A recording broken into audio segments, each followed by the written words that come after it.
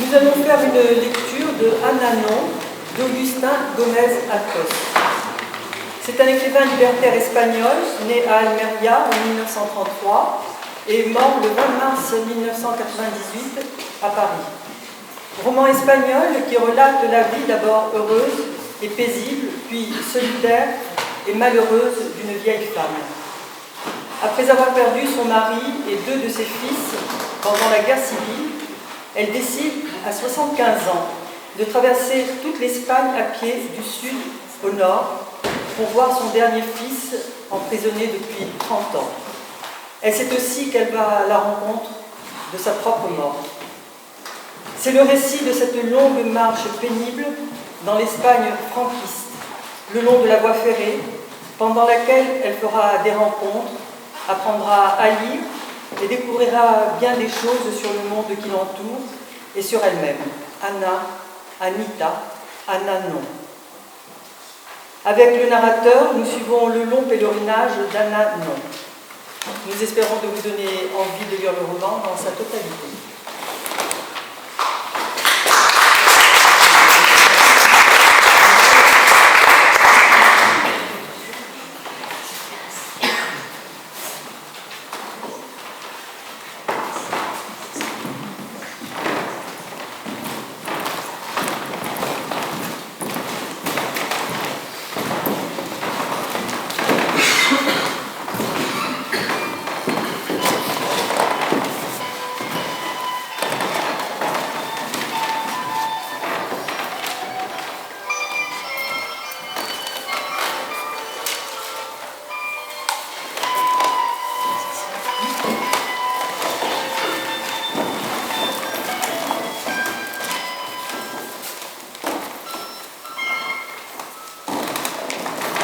Anna Payucha, réveille-toi, quitte ta maison avant que renaisse le soleil.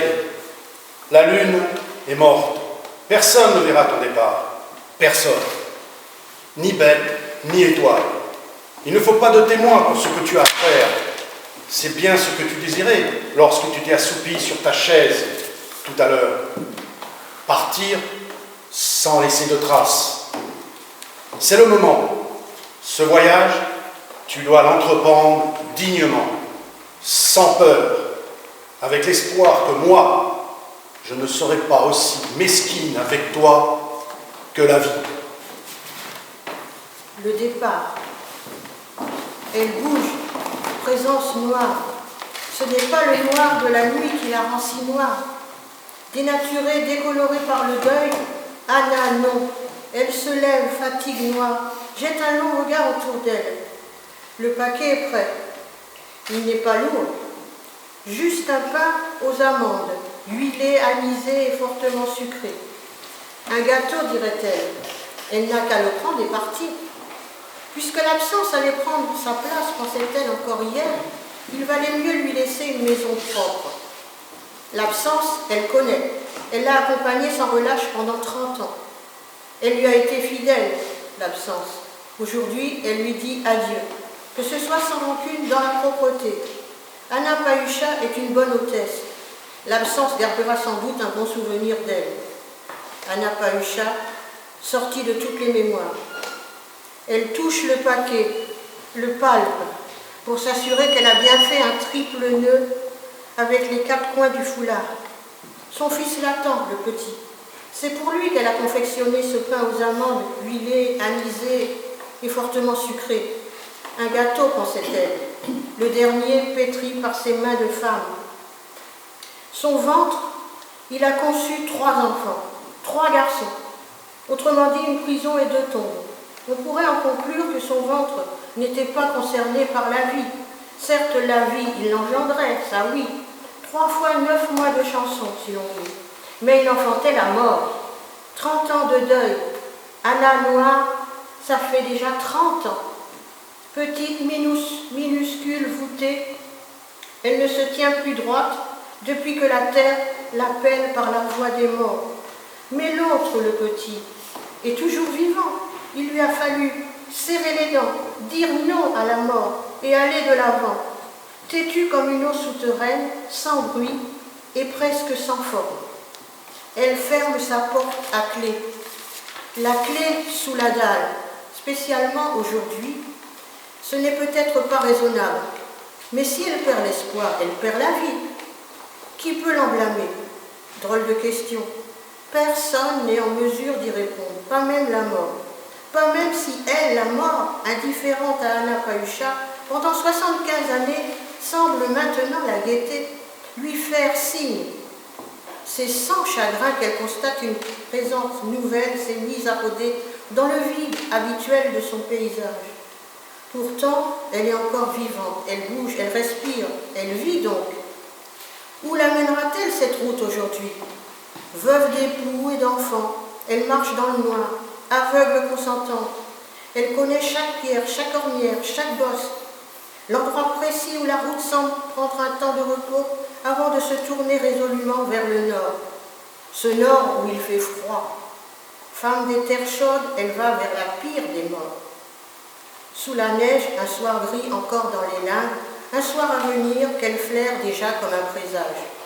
Le seul train qui monte vers le nord, l'express d'Andalousie, arrivera à la gare d'un moment à l'autre. Elle n'a pas d'argent à dépenser pour un billet du chemin de fer. Elle reste là, à la gare, pour voir tout simplement quelle ligne emprunte le train et la suivre.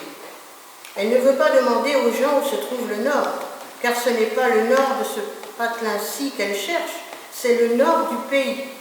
Elle va s'y rendre à pied, en suivant les 2 serpents de métal. Elle presse contre son ventre le paquet renfermant un pain aux amandes huilé, anisé et fortement sucré. Un gâteau, se dit-elle. Le pain réchauffe toujours le corps, surtout celui-ci, si intimement collé à elle, enveloppé dans son carré de percale. 2 jours pleins de préparation, soigneusement, minutieusement, comme si elle voulait récupérer 30 ans d'inactivité envers les siens. Car c'est bien ce que lui a fait la guerre, la condamner à l'inactivité. Avoir 4 hommes autour d'elle pendant de si longues années, si belles années. Et puis, d'un seul coup, plus rien, plus personne. C'est dur à accepter, dur à vivre. 4 noms à prononcer, Pedro, Juan, José, Jesus, à modeler dans sa bouche comme 4 pierres terrestres, à articuler selon ses humeurs, avec amour ou colère, et d'un seul coup, plus personne à appeler, plus rien à dire. 30 ans de silence, au jour, à l'heure, à la minute près. 30 ans de nuit. Bien sûr, elle disait bonjour et au revoir, que c'est gentil à vous et merci bien. Mais ça, ce n'est pas parler, c'est aggraver le silence. Comme il lui chauffe le ventre, ce pain gâteau qu'elle porte à son fils pour tout héritage. Quand le froid la cernera de toutes parts comme une meute de chiens, elle n'aura qu'à serrer ce pain miracle contre ses entrailles. C'est une nouvelle mise au monde, un enfantement qui s'opère en elle. Anna veuve, mère veuve. Le train entre en gare, plein de gens et de choses. Anna sait maintenant où se trouve le nord. Elle jette un coup d'œil sur l'horloge de la gare, 11 heures précises du matin. Elle se dit qu'elle a pris du retard. Elle ne sait pas pourquoi, elle se met en marche. À partir de là, elle va fouler un sol inconnu. C'est toujours son pays, bien sûr sa patrie. Ça n'empêche pas qu'elle n'y a jamais mis les pieds. Tout lui était ennemi. Si elle n'y prend garde, elle se meurtrira les pieds sur les arêtes des pierres qui remblaient la voie ferrée, les ronces qui la frangent. Elle n'a pas l'habitude de la route. Il faut qu'elle fasse attention si elle veut arriver au terme de son voyage. Elle ne peut pas décevoir ceux qui l'attendent. Son fils, sa mort. Elle avance d'un pas plus vite, ses pieds d'enfant septuagénaire voulant dévorer les distances, le talon dans le sud et la pointe dans le nord, en un clin d'œil. Peine perdue, la mort n'est pas pressée. Elle l'attend, certes, mais sans hâte. Elle a laissé à la vie tout son temps pour fatiguer ce corps, le délabrer. Il est bien connu que la mort et la vie font des pactes, des arrangements, d'où nous sommes toujours exclus. La terre, Anna Payucha, ne la comprendra jamais. C'est une femme de mer, de vent, de sel, de calme plat et de tempête. Elle était faite pour être une femme de bruit, une femme qui court en riant au son de la cloche, annonçant l'arrivée des barques, le retour des hommes. Mais la guerre, La 4e nuit de son voyage, Anna Payusha a dormi dans une grotte obscure dont le seul habitant était un vieux pressoir à raisin, au milieu d'un vignoble abandonné. Son paquet contenant un pain aux amandes, huilé, anisé et fortement sucré, un gâteau, dirait-elle, lui a servi d'ours en peluche. Elle berçait le souvenir présent de son fils, le petit. Elle s'est endormie, le sourire de quelqu'un qui chantonne à mi-voix des paroles entrecoupées à un enfant qui s'endort.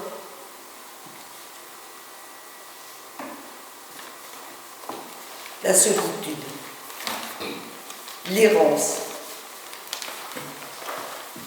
3 jours après la fatigue, c'est dû à quoi un corps qui n'obéit plus aux ordres du cerveau? Cette envie de toutes ses fibres, ce besoin de se laisser tomber, n'importe où, par terre, la fatigue, bel et bien. Anna Payusha le sait, elle ne vient pas de son cœur, c'est sûr, lui désire encore, ni de sa tête. Elle, la tête, pense toujours à son fils, le petit. Ce sont ses jambes tout bêtement qui ne supportent plus le poids, pourtant maigre de son corps. Elle échoue au bord de la voie ferrée. Le sifflement d'un train lui fait ouvrir les yeux quelques heures plus tard. Elle se lève, se secoue elle-même et reprend sa route. Anna Payusha, les yeux bien ouverts, se dit qu'elle commence à connaître le monde. Elle s'assied un moment sur le trottoir à l'ombre d'un acacia. La prenant pour une vieille mendiante, un monsieur bien habillé lui jette une pièce de monnaie. Anna regarde fixement cet argent. Elle ne savait pas que sa pauvreté était si visible. Elle ramasse la pièce de monnaie, elle la garde. Un sou est un sou. Elle a un très long voyage devant elle. De nos jours, la mort coûte cher, beaucoup trop cher, murmure-t-elle. Un jour, la mort lui dit « Parle-moi un peu de ta solitude, Anna Payusha. Depuis que nous nous sommes connus, 3 semaines déjà, je n'ai pas eu l'occasion d'entendre ta voix, ou si peu. Dis-moi ce que tu penses, Anna secrète. » La question reste suspendue en l'air, des heures, des jours, un temps indéterminé. Disparaît, reparaît, avec insistance et obtient soudain sa réponse. Ma solitude, c'est 4 lits où s'épanouissaient 4 corps d'hommes. Jadis, vides les lits, morts les hommes. Ma solitude, c'est une barque blessée dans son corps qui se dessèche au bord de la mer, barque désertée qui n'accueille plus le salut des mouettes tous les petits matins de la joie du retour. Ma solitude, c'est ce nom heureux que je ne pourrais pas donner à mes petits-enfants, morts avant d'être nés. Ma solitude, c'est ce nom de grand-mère que je n'entendrai jamais, sauf dans le trou noir de mes rêves. C'est ce petit-fils, le fils de ton fils, mon homme aimé, qui t'aura appelé grand-père, nom auquel tu avais droit, comme moi j'avais droit au nom de grand-mère. Elle baisse la tête comme honteuse et serre les lèvres. Elle n'a jamais considéré ses peines comme étant assez importantes pour en faire part aux autres. Ça fait 30 ans qu'elle refuse de répondre à ses propres questions. Pourquoi s'oblige-t-elle maintenant à répondre à celles des autres? Fournie de voie ferrée, elle va. Sans perdre un instant, elle marche.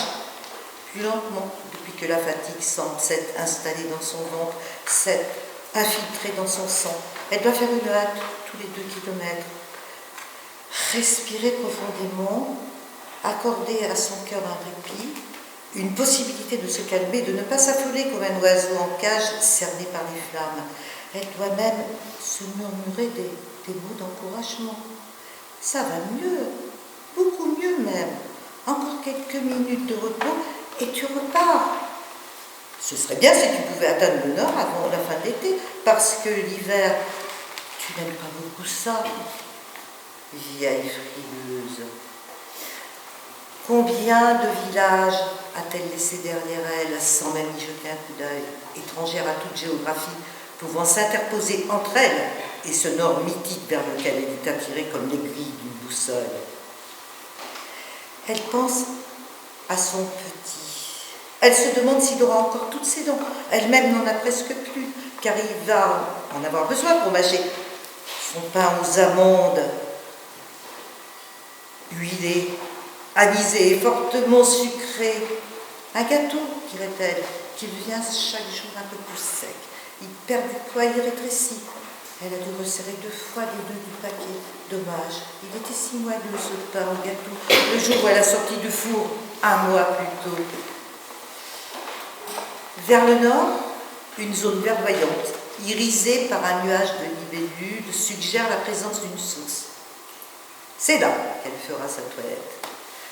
La chaleur et la transpiration fissurent la peau entre ses orteils. Ses pieds sont le seul moyen qu'elle a pour gagner le nord lointain et fabuleux, où son petit l'attend, où sa mort l'attend. La saleté s'est infiltrée sur son corps, dans les replis les plus secrets. Ses cheveux qui résistent chaque jour davantage à son peigne et ce peuple de nœuds, sinon de poux. Ses coudes, recouverts d'une croupe noire, ses rides, de plus en plus soulignées par la poussière. Tout cela peut encore passer. Mais ses pieds, ils lui servent pour marcher. Il faut qu'elle les soigne, qu'elle ne les néglige pas. Sans ça, elle sera obligée de gagner à genoux le nord de son destin. Elle se dit pourtant que son destin n'exige pas d'elle une telle humiliation.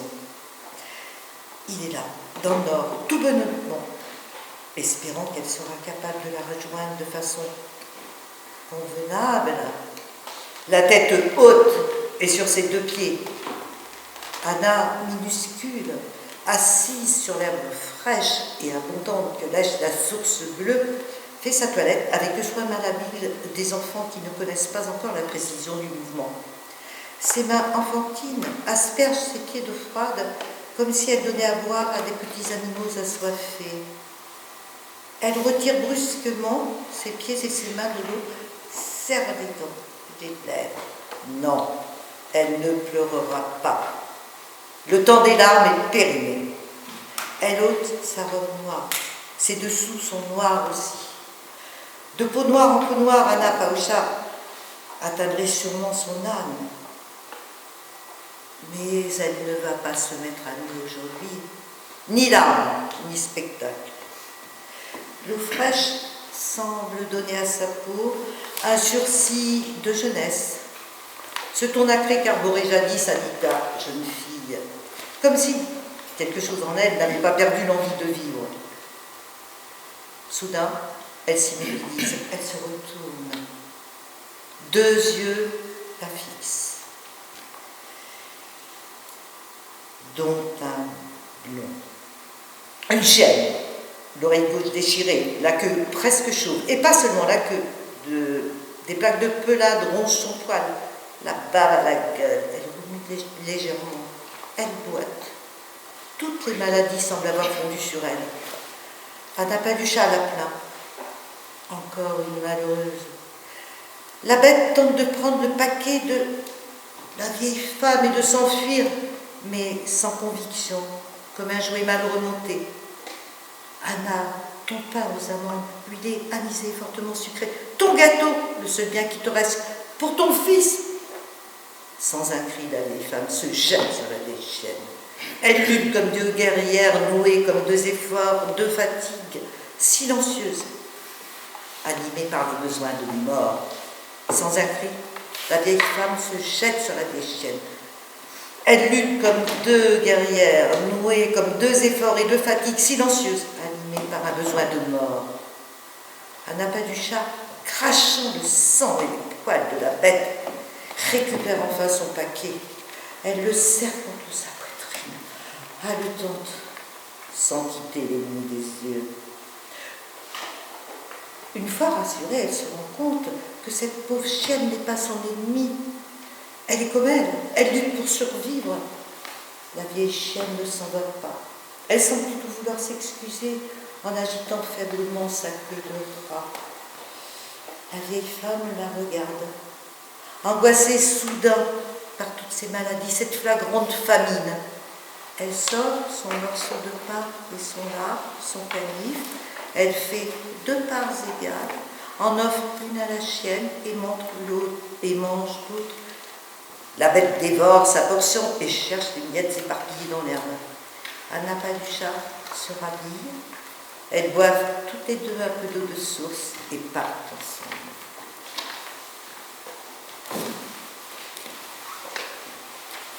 Rencontre avec la chienne. Elles avancent, promises à la mort, l'une à côté de l'autre, s'observant furtivement pour se rassurer par leur présence mutuelle, s'arrêtant à l'entrée des tunnels ou à l'ombre des ponts pour reprendre leur souffle, partageant la route et la misère, vieille femme et vieille chienne. Lentement, péniblement, elles brûlent des kilomètres de voies ferrées. Chaque pas rapproche Anna Payusha de son fils, de sa mort.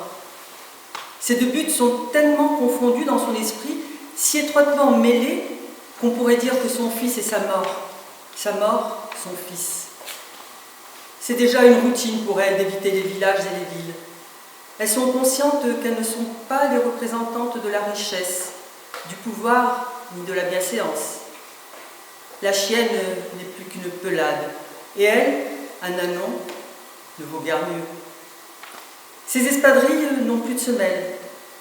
Elle a fini par envelopper ses pieds de chiffon. En voyant diminuer leur ration de pain et de lard, la chienne a compris la situation et s'est écartée du droit chemin. Dès que le sommeil a eu raison d'Anna Payusha, elle a disparu et n'a reparu qu'au petit matin, un concombre entre les dents, à l'heure où la vieille femme se réveille d'habitude. Bon, après tout, ce n'est pas une mauvaise idée de commencer la journée par un concombre. Il y en a qui feront pire. Elle a pris le concombre de la gueule de la chienne, l'a lavé, regardé d'un œil critique, minutieusement épluché n'enlevant qu'une mince pellicule de peau, soupesée et coupée en 2 parts égales. Il est bon, ton concombre, très juteux. Oh, tu l'as bien choisi. La chienne a suivi son exemple et dévore sa part. Elles ont tout mangé et se regardent les yeux humides. Anna Payusha a dit à sa chienne: « Désormais, plus de repos dans la journée. Tu es vieille, c'est entendu. Mais moi aussi, je peux en dire autant. Si tu passes en route, tant pis pour toi. Ce ne sera pas de ma faute. » La faim les pousse à s'éloigner de la voie ferrée. Contrairement à ce qu'elles avaient imaginé, cette route de personnes qu'Anna Payusha a choisie pour aller à son destin n'est pas une route nourricière comme autrefois les chemins charitables des pèlerins. Elle a beau river les yeux par terre, scruter comme un oiseau de proie tous les recoins possibles où quelque chose de mangeable aurait pu se dissimuler, elle ne trouve rien. Ou presque. Le pain et le lard sont finis. L'argent aussi. Le ventre d'Anna Payusha s'est dénudé petit à petit des quelques billets qui assuraient sa route. Elle avait très mal calculé.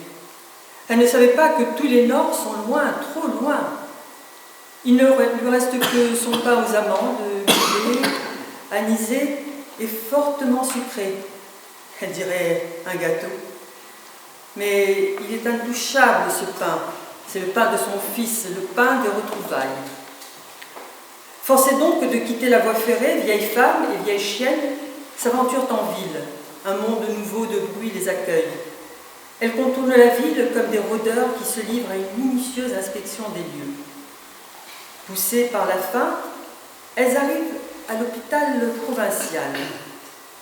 C'est un bâtiment qui a connu toutes sortes d'usages, silo de céréales, abattoir, prison improvisée pendant la guerre civile, autre sorte d'abattoir, et qui, par la grâce de la municipalité, s'est transformé de caserne de troupes libérales fin de siècle en hôpital provincial, port catastrophe où échouent les morts vivants de la ville et de la province. La tuberculose, le cancer, la lèpre même, Des cœurs à bout de souffle y trouvent leur terminus. La mort est sa seule spécialité. Tout ce qui pue la mort y atterrit, corps et âme. Les habituelles sœurs de la charité s'occupent de cette antichambre du néant. Au sol, une longue nef grise a été aménagée en dortoir de cadavres, la morgue. Elle a son travail à Nanon. Elle avait les corps souillés d'humeur pourrie.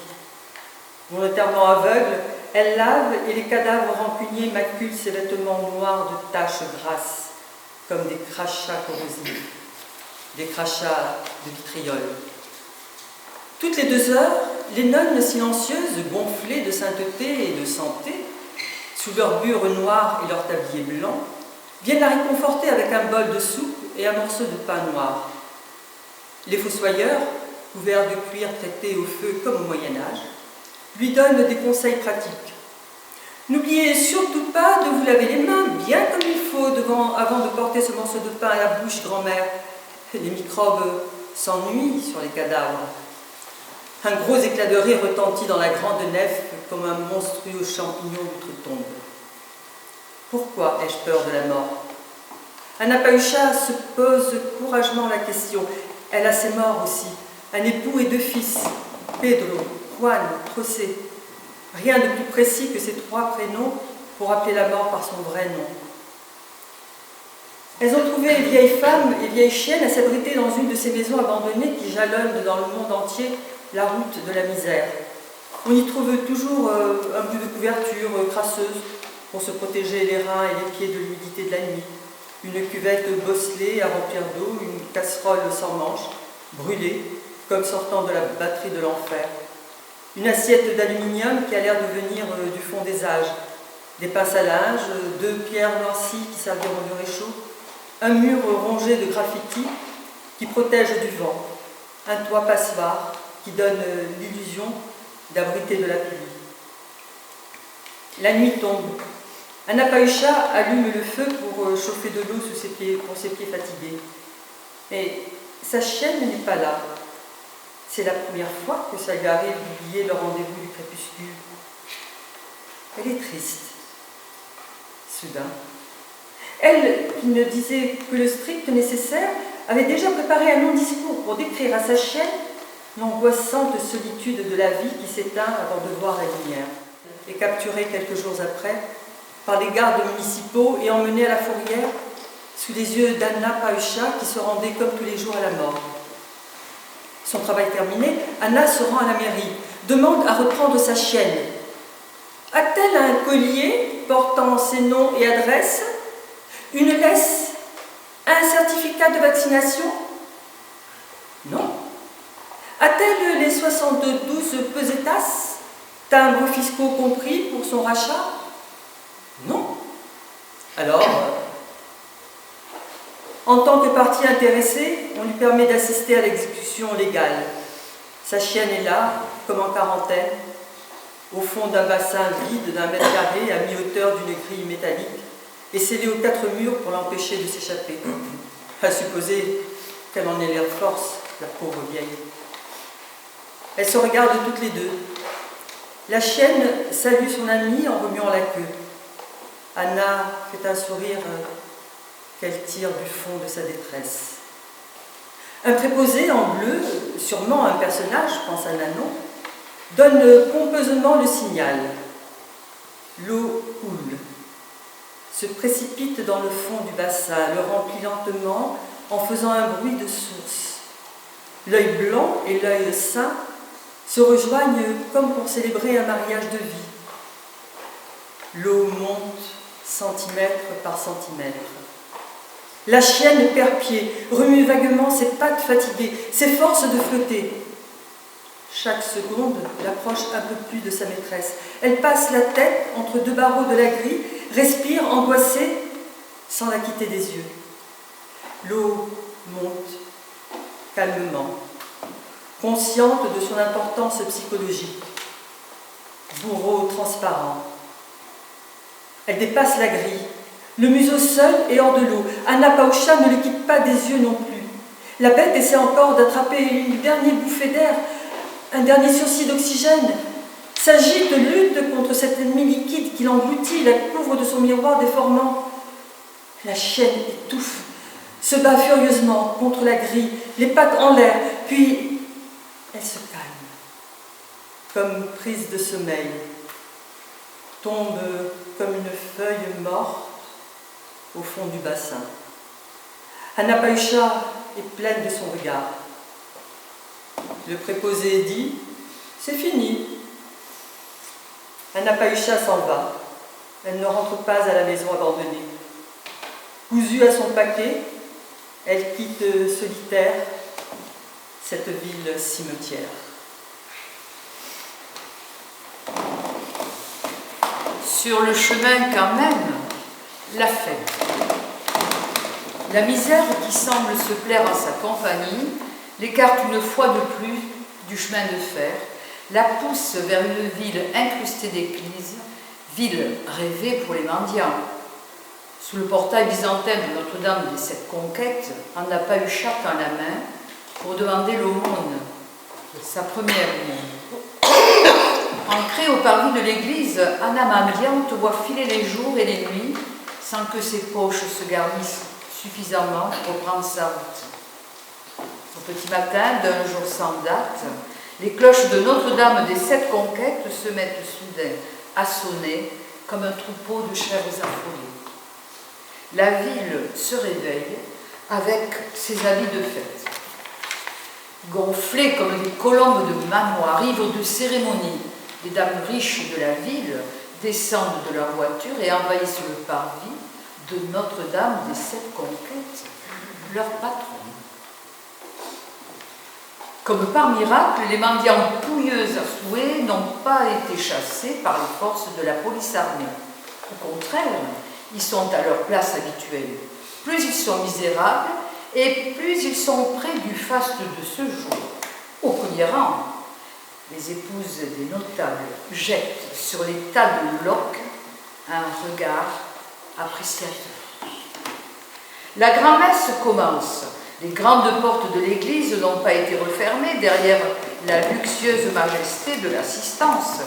Aujourd'hui, les nombreux mendiants du parvis ont un droit spécial à l'écoute.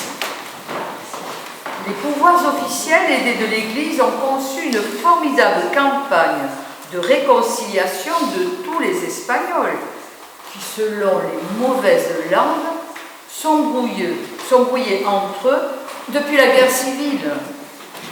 Placée sous l'autorité bénévole de Notre-Dame des Sept Conquêtes, cette originale campagne répond au slogan « Mettez un pauvre à votre table », dans le sens d'asseoir, bien sûr, pas de rôtir. La grand-messe terminée, l'aumônier charitable fait placer une rangée complète de hauts fauteuils castillans. Les dames riches y prennent place pour contempler la pauvreté.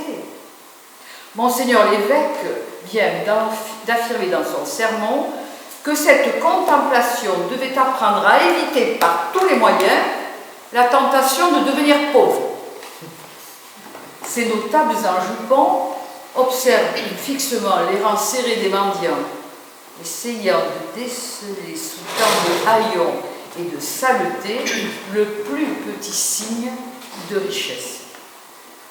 Des doigts bagués, brillant de mille feux, désignent l'indigent de leur choix que la Gestapo prend tendrement par le bras et fourre dans une voiture de luxe.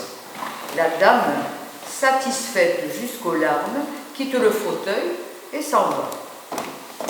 Anna Payucha, qui serre son éternel paquet contre son ventre, a l'air d'une richarde au milieu du dénuement général et reste la dernière, méprisée, pourrait-on dire, pour ses richesses. L'épouse du gouverneur militaire, première autorité de la ville, et, pour des raisons de bienséance elle aussi, la dernière à faire son choix. Résignée, elle montre Anna d'un doigt non moins endiamanté, et Anna, pauvresse, a le droit de se vautrer sur le cuir luxueux des sièges de la Rolls-Royce. La voiture, conduite par un chauffeur qui doit être au moins lieutenant général, si l'on en croit la profusion de galons et d'étoiles de son uniforme. Sous le grand soleil d'1 heure de l'après-midi, le palais du gouvernement militaire dévoile son élégance renaissance. La voiture gagne lentement la cour d'honneur. Escortée de madame la maîtresse de maison, Anna Palucha descend de voiture. Les pieds d'Ananon, enveloppés de chiffon, s'enfoncent jusqu'aux chevilles dans le moelleux d'un tapis rouge. Anna Palucha trébuche. Monsieur le gouverneur militaire lui fait l'honneur de lui offrir son bras. Le bras même qui tint 30 ans auparavant le fusil du vainqueur. Madame l'épouse de monsieur le gouverneur militaire donne soudain des ordres, tâche pour laquelle elle est sans doute née. Un cuisinier bonneté de blanc demande courtoisement à Anna Palucha si elle préfère le saumon fumé au caviar iranien ou les ortolans farcis aux croquettes de foie de volaille. Ou un peu des deux, ou un peu de chaque. Le majordome, humblement élégant comme il se doit, lui fait savoir que sa place à table est ornée de 7 orchidées d'Asie baignant dans du champagne. C'est le seul liquide, dit-il, qui est supporté par ces fleurs. Mais si madame la pauvresse est allergique aux orchidées, ça arrive. Notre-Dame des 7 conquêtes saura le lui pardonner, interdit à monseigneur d'un ton prophétique. C'est sa fête aujourd'hui.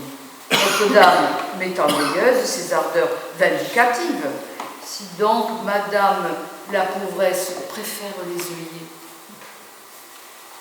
Une gouvernante ronde lui annonce que les femmes de chambre ont préparé un lit avec des draps de fil de Hollande, pour le cas où madame la pauvresse serait tentée par une petite sieste après le banquet, ainsi qu'un pot de chambre en exquise faïence ancienne. Tout le monde a de tendres attentions envers elle, puisque c'est sa fête. Anna Palucha répond que tout est bien, que tout est parfait, mais qu'elle ne veut pas les déranger, qu'un bol de soupe chaude et un petit morceau de pain. Hérésie, madame l'épouse suffoque, son pékinois hurle à la mort. Monsieur le gouverneur militaire, qui a signé hier 5 condamnations à la peine capitale, embrasse tendrement le museau de l'animal. Le chien revient à lui et la dame aussi. La table de gala est mise comme pour un banquet biblique. Ananon songe à sa barque trouée. Les crabes de la marée basse peuvent être en train de ronger son bois. Elle n'est plus là pour l'embure de goudron qui repoussait l'ennemi. Monseigneur l'évêque préside cette imposante table de charité officielle. Il place Anna Palucha à sa droite, suivie de monsieur le gouverneur militaire, et à sa gauche, l'épouse du gouverneur. Des notables à n'en plus finir, qui assoiront le soir même ou le lendemain leurs pauvres à leur table, occupent les autres places moins honorifiques de ce fastueux déjeuner biblique, avec chacun un domestique attentif derrière leur fauteuil. Anna Palucha en a 2. L'un pour lui servir à manger, l'autre à boire. L'invitée d'honneur, c'est quand même elle.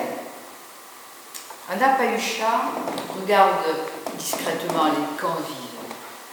Tout le monde a les mains propres, elle veut dire lavées. Elle demande à en faire autant. Elle est pauvre, mais elle n'ose pas finir sa phrase. Madame, ses yeux se remplissent de larmes. Monseigneur l'évêque s'exclame. Ma fille, tu nous attristes. Nous comprenons ton désir de nous plaire, mais nous te voulons pauvre. Nous te voulons pauvre et sale. C'est comme ça que nous t'aimons tous. Il poursuit. Il est vrai que si tu avais été moins sale, moins pauvre, nous t'aurions tout de même choisi. Il y a des pauvres, moins sales que toi. Je l'admets, mais ils mangent dans la cuisine avec les domestiques. C'est toi que Madame la Présidente des œuvres charitables a sélectionné pour donner un exemple de charité publique. Tu es gagnante. Tu vas être consacrée pauvre et sale à l'échelon national. Cela te fait plaisir, je l'espère en tout cas. Oui, mon père, dit faiblement Anna Payucha. Monseigneur, ma fille, Monseigneur, corrige Monseigneur. Anna Payucha sent que les sanglots lui montent à la gorge. Elle ne veut pas faire de peine à ce curé, si bien habillé et si poli. Les invités, les domestiques, les policiers qui veillent au bon déroulement de la charité officielle, tout le monde est content. Il regarde Anna, porte un toast à sa pauvreté et à sa saleté. Anna Payucha boit elle aussi. Elle se dit que ce ne sont pas des gens méchants. Elle ne les connaissait pas. Elle ne les avait jamais vus, perdue qu'elle était dans son petit village de pécheurs. Elle est attendrie, même si elle se trouve Elle est attendrie, même si elle se trouve plus pauvre et plus sale que jamais. À jamais, Anna pauvre, à jamais, Anna sale, Anna non. Le repas évangélique commence dans la gaieté générale. Le lendemain matin, Anna Payucha se retrouve pauvresse sur le parvis de Notre-Dame des Sept Conquêtes, où l'a déposé à l'aube le chauffeur galonné, après lui avoir glissé une pièce de monnaie dans les mains. Bénéfice positif de sa consécration.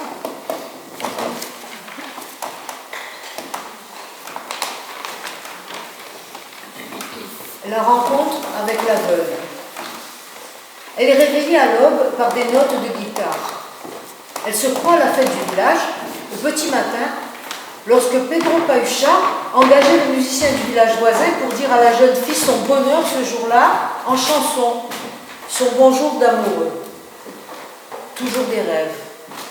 Elle est si vieille, la vieille Anano, que ses rêves de jeunesse se sont enfin métamorphosés en souvenirs. Tu vois la grand-mère, plus pauvre et plus sale que jamais. Ça alors? C'est bien le chanteur aveugle qui avait chanté au cours du déjeuner de son Excellence, le gouverneur militaire, dont elle avait été l'invitée d'honneur. Le poussier d'arranger on est assez sûr. C'est exactement ce que je me disais en te voyant remuer comme un cafard. Quoi? Tu vois maintenant? C'est une manière de parler. Je ne te vois pas, mais je t'entends. Je te sens. Tu pues la pauvreté. C'est pas de ma faute. Ne t'excuse pas. Ça te va comme un gant. J'en connais qui sont sûrement en train de s'asperger de parfums de prix pour essayer d'oublier ton odeur. Faut pas m'en vouloir, grand-mère. Je ne dis pas ça pour te vexer. Je ne t'en veux pas. Et d'ailleurs, rien ne me vexe plus. Ah, mais c'est bien, grand-mère. Ça fait du bien. Ça fait du bien. Une saignée de paroles. Personne ne t'en voudra. En tout cas, pas moi. La lumière du matin inonde l'entrepôt par les lucarnes aux vitres cassées. Anna Payucha peut jeter un œil furtif sur son interlocuteur. Pas joli à voir, lui non plus. Le visage mangé par une barbe sale d'au moins 10 jours qu'il caresse comme si c'était un buisson de soie. Il craint sans doute de se trancher la gorge en se rasant, pense Anna. Elle le regarde plus ouvertement. Il donne l'impression d'être plus âgé qu'il n'est. Pas plus de la cinquantaine, comme le petit. Seulement, son petit prenait soin de se raser tous les soirs avant de prendre la mer. Il disait en riant qu'une sirène l'attendait sur un îlot lointain et qu'elle n'aimait pas les barbes. Tu as eu combien d'enfants? 3. Tous morts? Non, pas tous. Il m'en reste un, le petit. Il est en prison. Bah, ça revient au même, tous morts. Je dois partir. Ça fait 2 semaines que je ne peux marcher que le jour. La nuit, je n'y vois rien. Tiens, tout ce que je peux faire. Si tu étais passé par mon village autrefois, avant que je ne le quitte, je t'aurais offert à manger. Pas grand-chose, parce que je n'ai jamais eu grand-chose. J'aime ta musique, mais pas tes chansons à propos de riches généreux et de guerre juste. Non, je n'aime pas tes chansons. Tu vas de quel côté? Vers le nord. Le nord. C'est là qu'il est enfermé, ton fils. Oui. Je vais avec toi. La route est longue. Nous pourrons faire les foires. Je suis pressée. Ne t'en fais donc pas, grand-mère.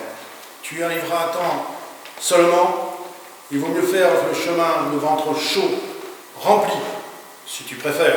Je suis pressée. Je pourrais te parler de tes fils morts en guerre. Je n'ai jamais dit ça. Quelle maladie aurait pu emporter les enfants d'une femme de ton âge si ce n'est la guerre? Quelle épidémie avons-nous subi si ce n'est la guerre? Mon fils, le petit, parlait quelquefois comme toi, avec les mêmes mots, des choses que je n'ai comprises que très longtemps après. Il savait lire et écrire, mon petit garçon, moi pas. Il voulait m'apprendre, mais il n'a pas eu le temps. Nous en avons maintenant du temps. Moi, je t'apprendrai. C'est en principe elle qui dirige les pas de l'aveugle, mais c'est lui qui la pousse en avant. Sur la terre sèche, à l'ombre des arbres, sur les cendres refroidies des feux occasionnels, il forme, avec son bâton d'infirme, des lettres et des mots pour les apprendre à Anna. Il prend de l'âge, elle en perd. Un après-midi, après un orage soudain qui a amolli le sol, Anna Paücha trace pour la première fois de sa vie, très profondément dans la terre, le mot amour. Un mot d'où jaillit un ruisselet miraculeux d'eau de pluie. Amour liquide, où le soleil reparut se mire. Ce couple baroque que les gens prennent pour mère et fils s'écarte parfois du chemin de fer pour emprunter la route des voitures, les sentiers de mulets et de chèvres, de village en village, toujours vers le nord. Il ne porte pas de lunettes. Il porte sa cécité comme un trait naturel. Anna Paücha, qui le regarde souvent, découvre un jour qu'il a de petites cicatrices autour des paupières. C'est de naissance? Non, Mais tu t'es fait opérer. Tu as des cicatrices. ce sont des éclats d'obus, c'est la guerre qui m'a rendu aveugle. Anna Paücha soupire et ne dit rien. Dans une poche pratiquée dans la housse de sa guitare, l'infirme transporte un livre. Compagnon de guerre, de route, de vie. Un livre de poèmes qu'il ne peut plus lire. Il le sait par cœur. Ce sont les mots de ce livre qu'il apprend à Anna. Sur le vieil orme, fendu par la foudre, pourri à moitié par les pluies d'avril et le soleil de mai, des feuilles nouvelles ont poussé. Écris maintenant, petit, écris sur S-U-R. Avec son bâton pointu, il dessine sur la terre la brève silhouette des lettres. Anna suit. Il dessine encore un mot, puis un autre, tout le poème. Anna suit. Un jour, un coup de fièvre s'attaque à l'infirme et les oblige à interrompre la routine quotidienne pour s'abriter de la fournaise du soleil dans une étable abandonnée. Il y règne toujours une odeur de bétail, de fumier et de foin, mêlée à l'odeur typique laissée par les vagabonds. Le musicien se couche sur un tas de paille. Anna Paücha regarde autour d'elle et découvre un abreuvoir alimenté par un mince filet d'eau. Elle arrache son foulard et s'apprête à le tremper dans le bassin. L'eau miroir lui renvoie brusquement son image. Les cheveux blancs, comme une boule de neige, déclenchent en elle une autre image d'elle-même, couchée morte sur un lit neigeux dans le nord. Surprise, elle se regarde longuement. Elle ne savait pas qu'elle était si vieille. Durant les quelques semaines de son voyage, une épidémie foudroyante de rides semble s'être abattue sur son visage, son cou. Ses yeux se sont enfoncés profondément. Elle a du mal à les distinguer. Elle défait ce miroir en trempant son foulard, hoche la tête et rentre dans l'étable. Heureusement que son compagnon est aveugle. Il ne serait pas fier de la voir comme élève. En silence, elle lui applique des compresses froides. C'est tout ce qu'elle peut faire pour le soulager. Un jour sans chanson, sans parole. Quelques figues sèches pour toute nourriture. Toutes les 10 minutes, un verre d'eau fraîche que le malade boit à petites gorgées. À mesure qu'ils avancent vers le nord et traversent le plateau castillan, les villageois et les paysans deviennent de plus en plus raides, de moins en moins généreux. Ce n'est pas de leur faute. Ce sont des gens qui possèdent de la terre, certes, mais une terre sans eau, en général aride, hantée par des troupeaux de moutons qui broutent le chaume jusqu'à la racine et ne font qu'aggraver l'aridité naturelle.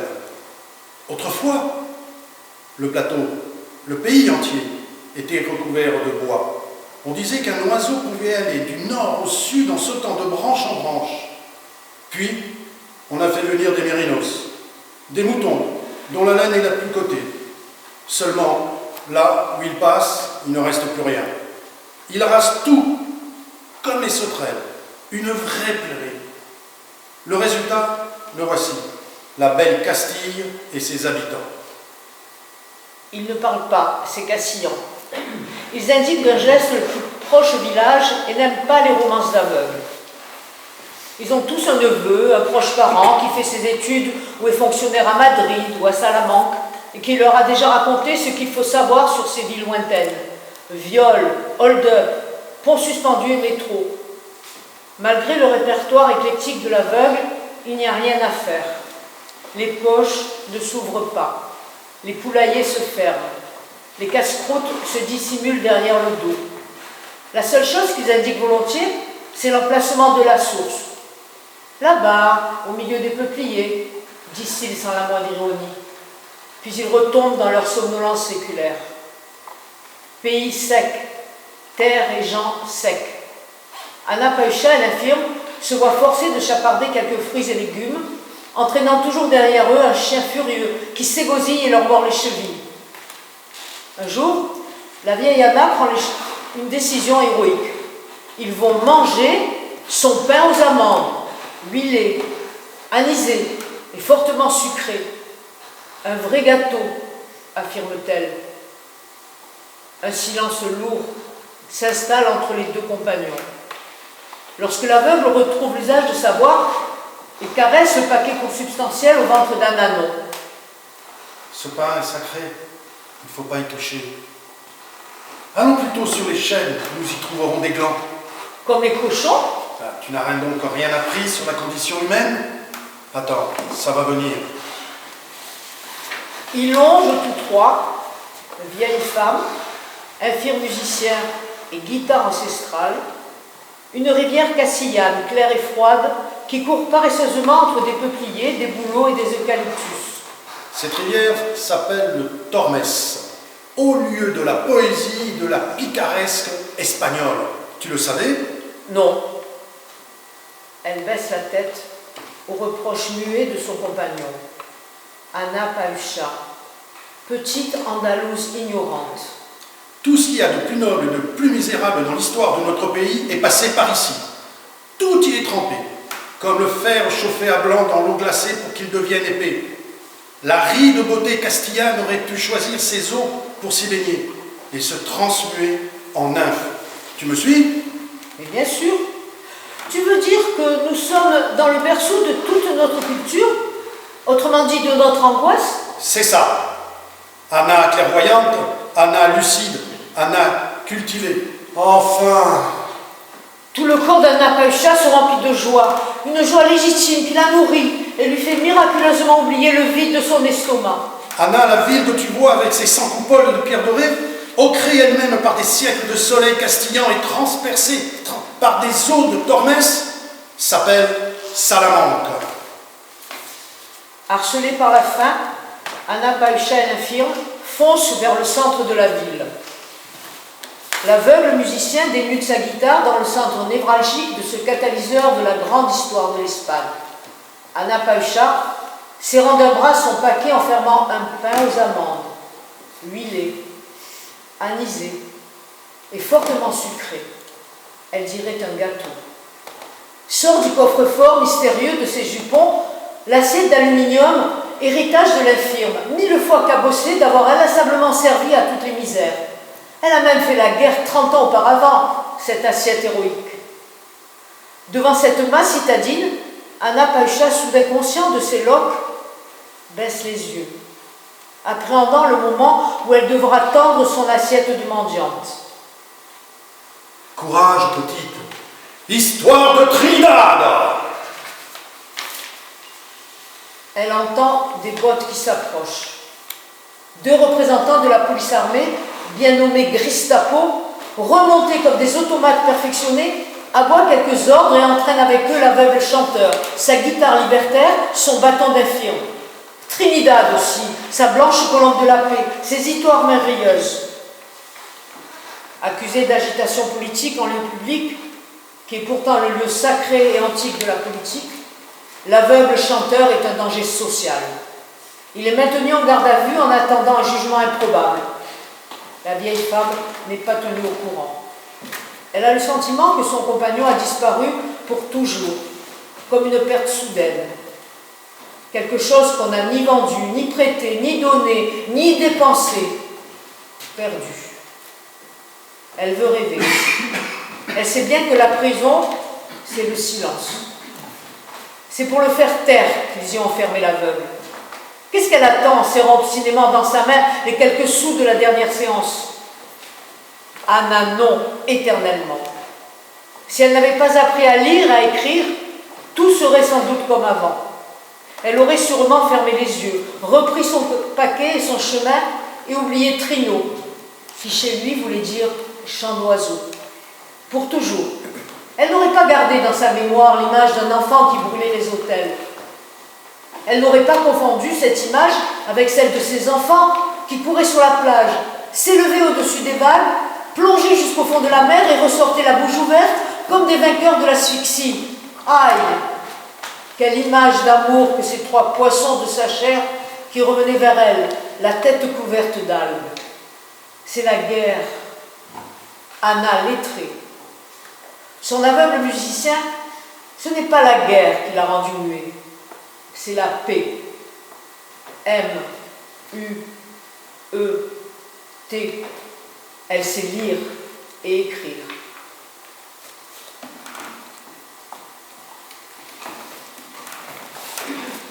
Le cirque. Les poches vides, le ventre vide, un paquet alourdi d'humidité au bout de l'arthrite chronique de sa main gauche. Le cœur vide, Anna Païcha quitte à nouveau le centre de la ville et fonce obstinée vers l'entassement humain des banlieues ouvrières où on n'attendra pas qu'elle tende la main pour lui offrir quelque chose à manger. Elle est décidée à trouver du travail, si quelqu'un veut bien l'employer, étant donné son âge, mettre un peu d'argent de côté et finir son voyage en train. La vieille carcasse d'Anna Païcha échoue finalement dans un cirque, tout petit. Pas de gros éléphants, pas de chameaux, pas de boa, ni de tigre, ni de lion. Un chapiteau minuscule, si rapiécé qu'on ne distingue pas sa couleur originelle. Chapiteau surréaliste. Long cigare, gilet de velours fantaisie, lourde chevalière d'or jaune, bottes de peau épaisse retournées, c'est Monsieur le directeur. Interpellée par Monsieur le directeur, Anna Païcha répond qu'elle cherche du travail. Pour gagner un peu d'argent, ajoute-t-elle d'un ton humble, en jetant un regard misérable sur le misérable chapiteau. Juste un peu, dit-elle. Un peu d'argent ou un peu de travail? Les deux. Vous, au moins, vous n'avez pas la langue dans la poche. C'est pour vous offrir un trousseau de mariage. L'argent, hein? Je suis veuve. Pas depuis récemment, on dirait. J'ai besoin d'acheter un billet de chemin de fer, monsieur. Pour où? Le Nord. Ça tombe bien. Vous avez de la chance. Nous y allons tourner pour les fêtes et les vendanges. Si vous n'êtes pas pressé, vous pouvez venir avec nous. On y arrivera bien. Quant à l'argent, ça finit toujours par tomber du ciel. Pas beaucoup. Faut pas se faire d'illusions, mais enfin, assez pour s'en tirer. Vous donnerez à manger aux animaux. Vous serez sûrement plus patient que cette bande de feignants que je traîne avec moi. S'occuper des animaux du cirque, incontestablement surdoués, pose beaucoup de problèmes à la vieille femme. Surtout côté tendresse, qu'elle recherche soigneusement dans les points perdus de sa mémoire et que les bêtes semblent avoir dépassé, principalement dans leur relation avec les humains.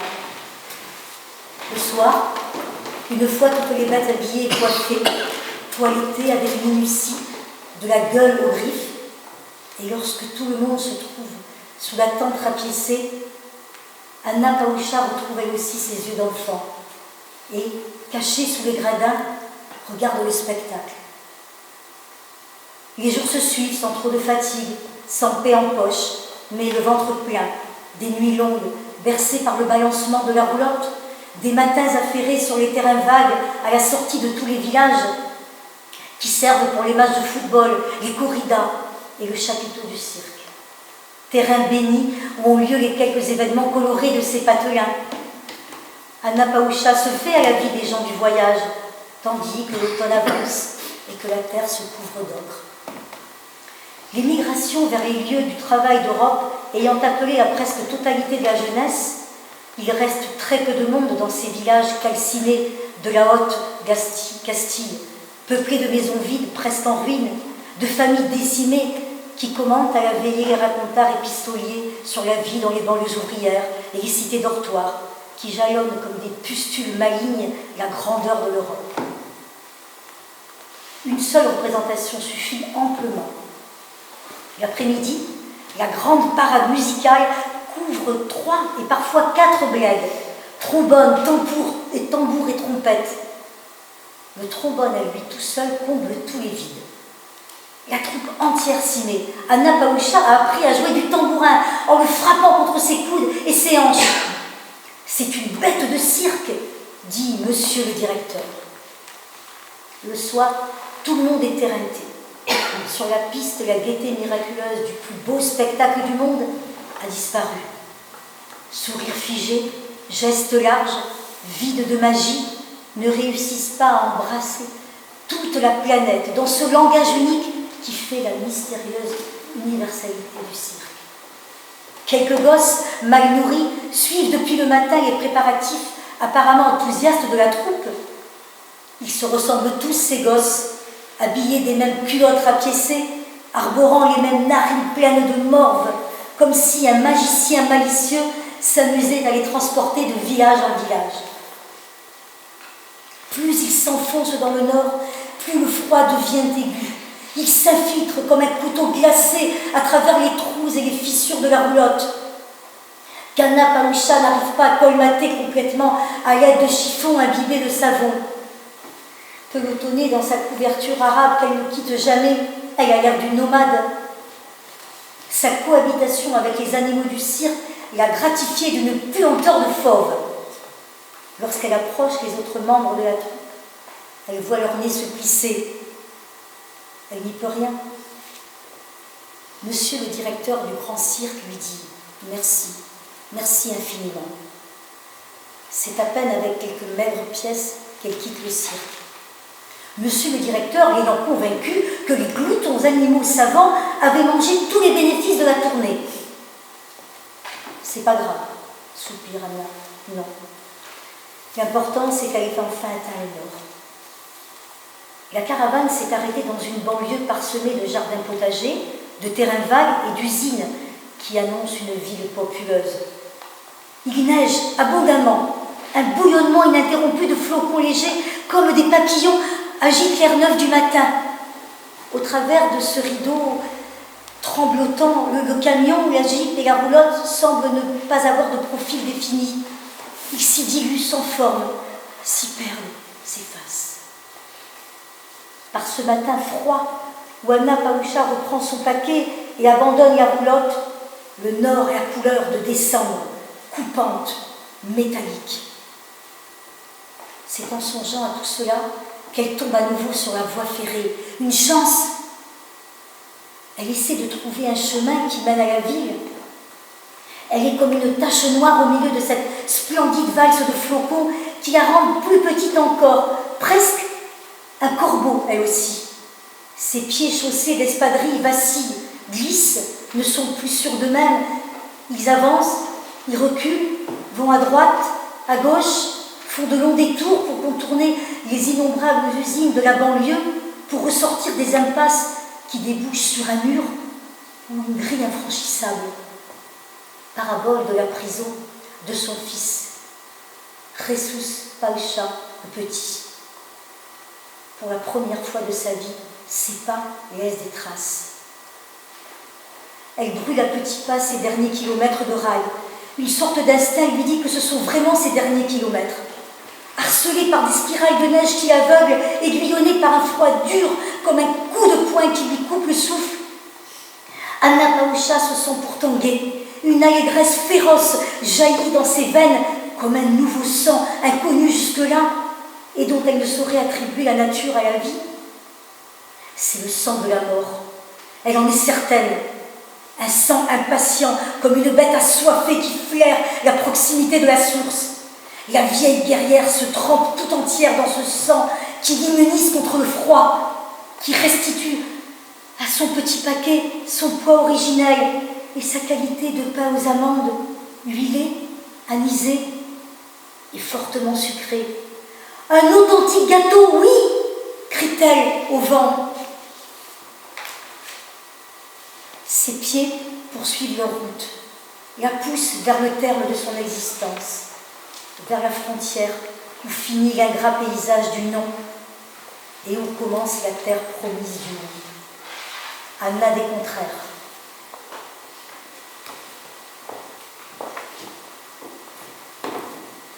En ce matin pur et glacé que le Nord mort a soigneusement préparé pour accueillir Anna Pausha, la place principale de la ville se découvre comme un lit nuptial dans l'attente du mariage fabuleux du froid avec la mort. Au milieu de la rondeur du lit sacramentel, un pigeon mort de froid indique à la femme des terres chaudes l'imminence d'un destin sûr et certain. Chargée comme une mule mouillée, désorientée, elle se dirige vers le parvis d'une église dont le portail offre un abri occasionnel et les fidèles une source possible de renseignements. Ce n'est pas avec un esprit de mendiante qu'elle y va, c'est pour continuer de vivre qu'on demande l'aumône, pas pour mourir. Madame, auriez-vous l'amabilité de m'indiquer où se trouve la prison de la ville ? La dame emmitouflée dans un manteau de renard, coiffée d'une mantille de dentelle, la regarde hébétée. Non, elle ne sait pas où se trouve la prison de la ville. Il y en a sans doute une, mais désolée. L'aumônier apparaît. J'ai quelque chose pour vous.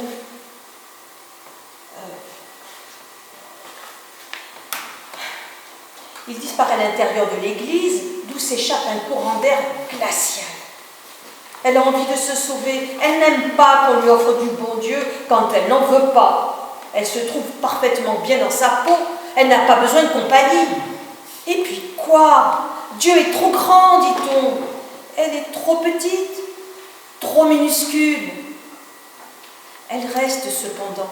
Peut-être que le curé va lui trouver l'adresse de la prison. Toujours ça de gagner. Le prêtre revient avec sur le bras un manteau à carreaux écossais. C'est pour vous. Une dame charitable l'a déposé la semaine dernière dans le trousseau des pauvres. Mettez-le. Vous êtes toute mouillée et la prison est assez loin, à 4 kilomètres de la ville, vers le nord. Vous avez un bon bout de chemin à faire. Anna Pausha enfile le manteau, trop grand pour elle. Un chaud manteau pour le nord. Elle reprend ses affaires et repart, sans dire merci, une fois de plus.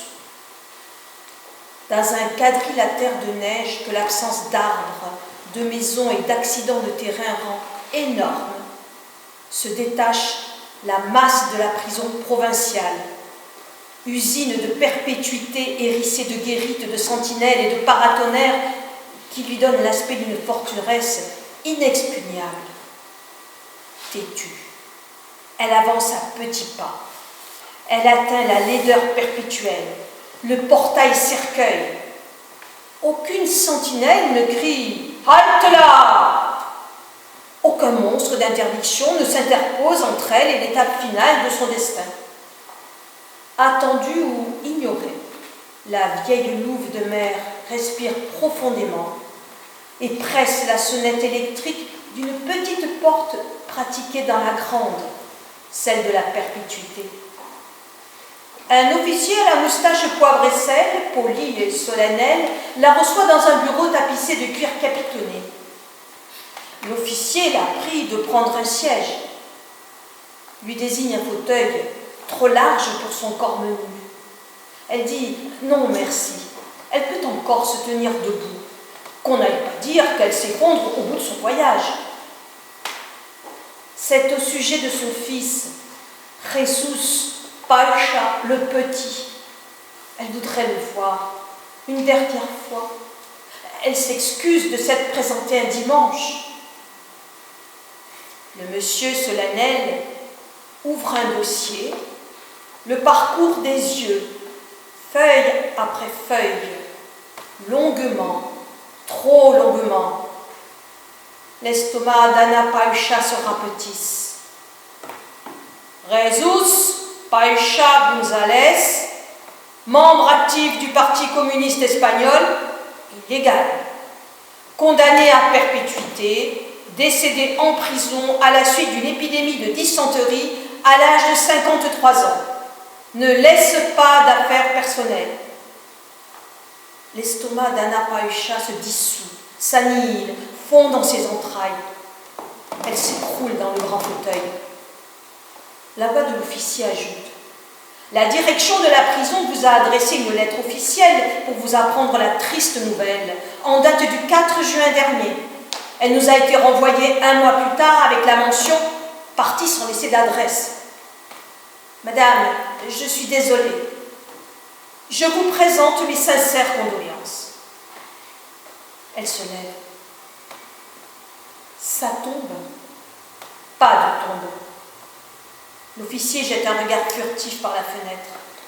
Anna Pacha a suivi son regard. Loin, derrière la prison, se dessine comme un enclos de neige entouré de barbelés. Votre fils n'a pas été la seule victime de l'épidémie. Il y en a eu d'autres. Ils ont été enterrés tous ensemble dans une fosse commune. Anna Pacha comprend. Oui, monsieur. Cette fois-ci, elle n'oublie pas d'ajouter « Merci, monsieur ». Elle ne veut pas que le souvenir de son nouveau mort Pacha soit souillé par son manque de politesse aux yeux de ce monsieur si solennel. Elle reprend son colis et sort. Seuls 2 mots résonnent dans sa tête. Décédé et González. Décédé veut dire mort, se dit-elle en regagnant la sortie. González, c'est mon nom de jeune fille, qui est mort en même temps que le vrai nom Pacha de mon fils, Jesus Pacha le Petit. Mon dernier fils, Jesus Pacha González le Petit, répète-t-elle à voix haute, pour donner à la débâcle un caractère plus définitif. Une débâcle plus ronde, plus totale. Elle ne reprend pas la route de la ville. Elle contourne la prison et se dirige rapidement en direction du nord, vers l'enclos de neige barbelé. Elle sait enfin où elle a pris ce rendez-vous vital le jour de sa naissance, rendez-vous constamment en journée pendant 75 ans. Elle le qualifie de vital en connaissance de cause, car elle sait que la mort est sa vie. La mort déguisée de pluie, de guerre, d'absence, de misère, de fatigue, de neige ou de mort. Elle attend qu'elle soit là, sa mort, armée de sa faux, revêtue de son noir éternel, ponctuelle, fidèle, prête pour le règlement de compte final. C'est bien de ça qu'il s'agit maintenant, se dire l'une à l'autre la vérité en face, une fois pour toutes. Elle cherche l'entrée de l'enclos dans le triple mur de barbelés. Pas d'entrée. Jette-t-on les morts par-dessus? Sont morts? Elle n'a pas d'ailes pour s'envoler. Elle n'a pas les jambes pour sauter et franchir la muraille de fer. Elle tombe à genoux, humiliée devant son impuissance, maudissant un destin qui l'abaisse jusqu'à l'abominable position de prière. Elle dénude ses mains des chiffons de la misère. Elle creuse un passage dans la neige sous les barbelés. Il rampe, déchirant son manteau de luxe au piquant des barbelés, ses haillons de détresse, sa peau délicate de femme de la mer. Elle chuchote le nom de son fils. Jesus, Paucha González, le petit. Comme tu tardais à rentrer, mon petit, je t'ai fait ton pain préféré, aux amandes, huilé, anisé et bien sucré comme tu l'aimais. Regarde, elle dénoue son colis, montre le pain comme une offrande à un Dieu de silence, obstiné dans le silence. Elle se traîne, laissant des traces de loques et de sang derrière elle, des miettes de pain qui corrompent la pureté de la neige. Elle arrive au centre de l'enclos, là où le cœur de la mort doit battre, si elle en a un. Elle retient son souffle, écoute. Le silence. Un silence d'entrailles de cristal, pur, uni, total. Mort, murmure-t-elle. Silence. Je suis là. Silence. Mort, réponds. Je suis arrivée. Nous avons des comptes à rendre. Silence. Garce! La mort lui répond en écho spasmodique. Aiguillonnée par ce cri multiplié, elle sort ses griffes de lionne, ses dents d'apocalypse, retrouve son élan de guerrière et creuse dans la neige, sans repos, sans trêve, tout son être fait d'ongles revendicatifs. La terre, la voilà la terre, sous ses yeux aveuglés par la blancheur de la neige, la terre de la fosse commune, la terre dite de la patrie qui a dévoré ses 4 hommes Païcha dans l'anonymat. Anna Païcha n'ose pas y croire. Elle la lèche, la caresse, la griffe, la mord. Elle y enfonce son visage, haleine contre haleine. Amour, communion, massacre, faisant ciel de l'orgasme. Elle la flaire, cette terre, qui se vautre comme une truie sur les corps aimés, chéris, adorés de ces 4 hommes Païcha. Rends-moi des comptes, putain, Célestine! Qu'est-ce qu'il t'a fait, mon ventre? Qu'est-ce qu'elle t'a fait, ma race? Qu'est-ce que je t'ai fait, moi? La plus misérable, pour que tu me dépouilles de mes païchas, moi, mes 4 arbres païchas, mes bons jours du matin, mes rêves de la nuit, ma richesse de femme. Veux-tu me répondre, pute? Tu croyais que j'allais mourir en silence, soumise à Nanon pour toujours, par la grâce de tes caprices de prostituée, terre de la patrie ma querelle. Tu es enfin devant moi, il faut régler nos comptes. Qu'as-tu fait de mes hommes? Un fumier, un nid à vermine, un manque infini. Du sang et de la chair de mes hommes, tu as fait de l'engrais pour faire pousser le blé, les arbres, les fruits, les fleurs qui ont gavé et couronné la victoire des autres. En t'ouvrant comme une garce pour accueillir mes morts, tu t'es fait entremetteuse et complice des vainqueurs. Toi qui me donnais une vie d'espoir, une place dans ma mémoire, dans ma descendance, un oui de présence parmi les hommes. Tu m'as appauvri, tu m'as nié, tu m'as effacé. Terre de la patrie, je t'accuse de meurtre, je te maudis. La mort est présente, elle le sait. Elle la sent avancer d'un pas lent et froid, le long de ses jambes, emplir son corps d'un fourmillement de sommeil, tâter son cœur avec ses doigts glacés et attentifs, la colorer de violet, la transmuer en marbre. Elle ne peut plus articuler le son, elle ne peut plus grogner, elle ne peut plus maudire. Elle fait appel à ses dernières forces pour cracher son mépris. Mais la mort lui serre la gorge, l'étouffe, l'emmène dans son royaume, loin, très loin de son soleil natal. La neige se remet à tomber, sereine, fidèle, enveloppant dans son suaire le cadavre d'une femme nommée Anna Payucha, 75 ans, qui fut épouse, mère et veuve de 4 hommes Payucha, fauchés par la guerre civile espagnole et ses prisons de la haine. Nulle pierre tombale ne perpétue ces 5 mots. Anna Payucha, Pedro Payucha, José Payucha, Juan Payucha, Jesús Payucha, dit le petit. Nul œil ne les pleure, nulle mémoire n'en garde trace. Ce ne sont que les 5 noms de saints sans église, des antinoms, des noms.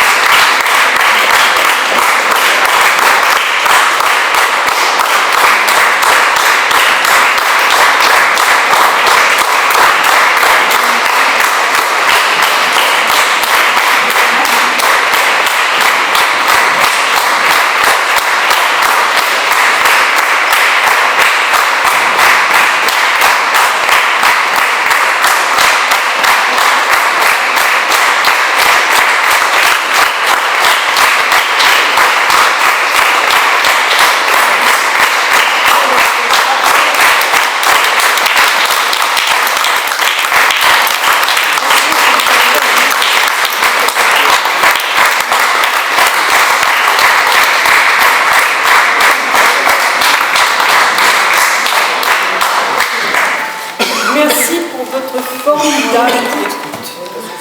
C'était extraordinaire de vous voir, vraiment. Ça nous aide.